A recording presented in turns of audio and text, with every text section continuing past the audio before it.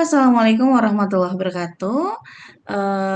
Halo seluruh mahasiswa PTKIN se-Indonesia, khususnya mahasiswa-mahasiswa tercinta di YAIN Kendari. Hari ini kita akan bincang-bincang terkait dengan moderasi beragama.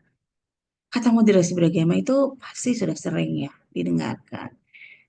Jadi, berbicara tentang moderasi beragama, kita tentu saja tidak terlepas dari banyaknya jumlah penduduk di Indonesia sebanyak 267 juta jiwa, kemudian ada 17.504 pulau yang terdiri dari 1.340 suku bangsa. Nah, dari 1.000 lebih suku bangsa ini, tentu saja ada banyak sekali bahasa daerah, itu lebih dari 600, tepatnya 652 bahasa daerah dengan agama yang diakui oleh negara.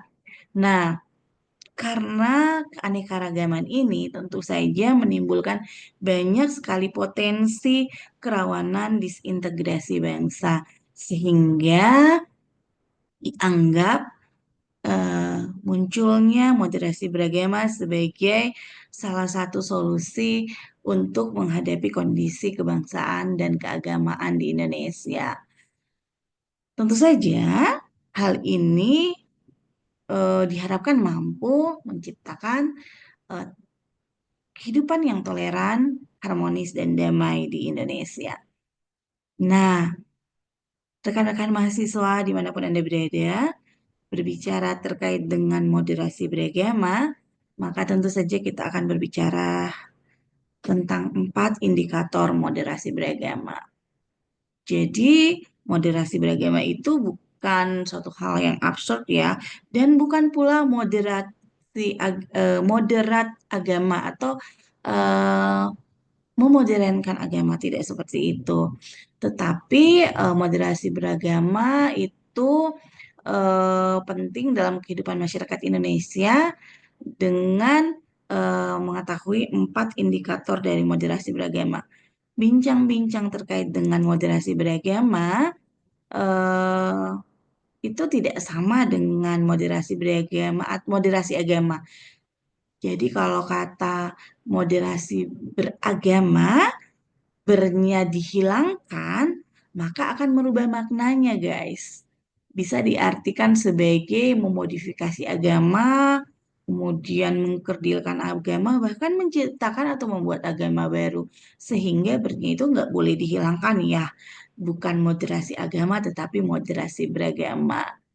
Hmm, kalau pemahaman ini masih sering terjadi di kalangan masyarakat, tak terkecuali di lembaga pendidikan yang menutup dan menolak pembaharuan, sehingga selalu menuduh bahwa moderasi beragama merupakan produk orang kafir barat, proyek pemerintah, dan lain sebagainya, maka kita akan mencoba melihat bagaimana sih 4 indikator dari moderasi beragama.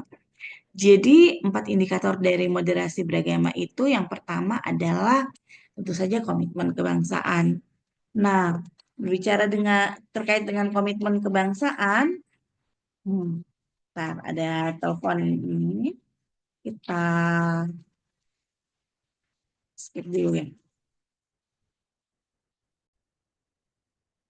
Oke, ketika kita berbicara terkait dengan komitmen kebangsaan, nah kita tentu saja berbicara tentang penerimaan terhadap prinsip-prinsip berbangsa yang tertuang dalam konstitusi, yaitu Undang-Undang Dasar 1945 dan regulasi di bawahnya. Itu adalah indikator pertama dari moderasi beragama, komitmen kebangsaan.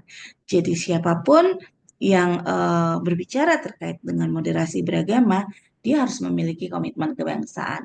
Kemudian yang kedua, akan berbicara tentang toleransi.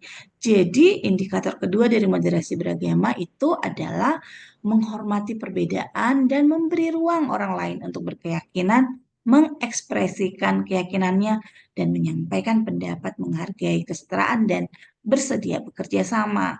Jadi, tidak benar jika moderasi beragama ini dianggap suatu hal yang bisa membenturkan agama terlalu eksklusif dan lain sebagainya. Justru moderasi beragama itu sangat inklusif dan itu nanti kita akan lihat di indikator ketiga dan keempat. Untuk indikator ketiga, anti kekerasan. Nah, indikator moderasi beragama ini menolak tindakan seorang atau kelompok tertentu yang menggunakan cara-cara kekerasan baik secara fisik maupun verbal dalam mengusung perubahan yang diinginkan. Itu jadi nggak boleh kita anarkis atau memaksakan keyakinan kita kepada orang lain. Itu juga kan tidak sesuai ya dengan pasal 29 Undang-Undang Dasar 1945. Dan indikator keempat dari moderasi beragama adalah penerimaan terhadap tradisi. Jadi akomodatif dan inklusif, eh, ramah dalam penerimaan terhadap tradisi dan budaya lokal dalam perilaku keagamaannya, sejauh tidak bertentangan dengan pokok-pokok ajaran agama kita tentu saja. Nah, dari empat indikator moderasi beragama, kita ketahui bahwa ada 9 kata kunci moderasi beragama. 9 kata kunci moderasi beragama itu terdiri dari 4 indikatornya yang tadi disebutkan dan 5 nilai-nilai moderasi beragama. Nah, kalau 4 indikator tadi sudah jelas. Ada komitmen kebangsaan, ada penghormatan budaya terhadap budaya dan tradisi, ada anti kekerasan, ada toleransi. Untuk 5 kata kunci lainnya itu adalah martabat kemanusiaan, kemaslahatan umum, berimbang, taat konstitusi, dan adil. Jadi itu 9 kata kunci moderasi beragama. Mudah-mudahan sedikit ulasan ini dapat menambah hasanah pengetahuan dan insight bagi rekan-rekan mahasiswa semua untuk lebih memahami apa itu moderasi beragama. Terima kasih dan nanti kita akan lanjut lagi dengan pembahasan yang lainnya. Untuk hari ini kita cukupkan untuk bahasan singkat terkait moderasi beragama. Assalamualaikum warahmatullahi wabarakatuh. Sampai jumpa.